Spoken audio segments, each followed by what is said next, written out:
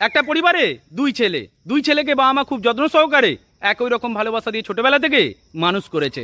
ছেলে দুটো বড় হয়ে কিন্তু অমানুষ তৈরি হয়নি, তারাও তাদের ভালোবাসা দিয়ে বাবা মাকে সারা জীবন বুক দিয়ে আগলে রাখতে চেষ্টা করে যাচ্ছে।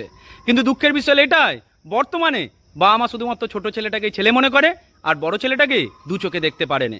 বড় ছেলেটার অপরাধ এটাই, সে তার পছন্দ মতো একটা মেয়েকে ভালোবেসে বিয়ে করেছে, আর বড় বউটাকে যেহেতু বাবা মার পছন্দ হয়নি সেই জন্য নিজের বড় ছেলেটাকে, পেটের সন্তানটাকে পর ভাবতে শুরু করেছে। এখান পর্যন্ত পুরো ঘটনাটাই ঠিক আছে।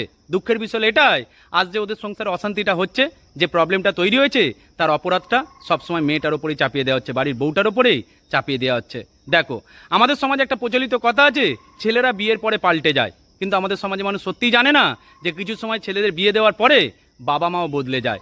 সব বাবা মা কিন্তু একই রকম নয়। কিছু কিছু বাবা মা আছে যারা কিন্তু ছেলের বিয়ে দেওয়ার পরে বৌমাকে পছন্দ হয়নি বলে নিজের পেটের সন্তানটাকে পর ভাবতে শুরু করেছে, আর সেই অপরাধটা গিয়ে পড়েছে বাড়ির বউটার ওপরে। আমার জিজ্ঞাসা একটাই, ছেলে আর মায়ের মধ্যে যে অশান্তিটা তৈরি হয়েছে সেখানে বৌমার কোনো অপরাধ নেই। বৌমা শুধু তাদের মনের মতো হতে পারে না বলে সব অপরাধের শাস্তিটা একটা বৌমাকেই সারা জীবন ভোগ করতে হবে। এটাই আমার সবচেয়ে বেশি খারাপ লাগে। ভালো থাকবেন সকলে।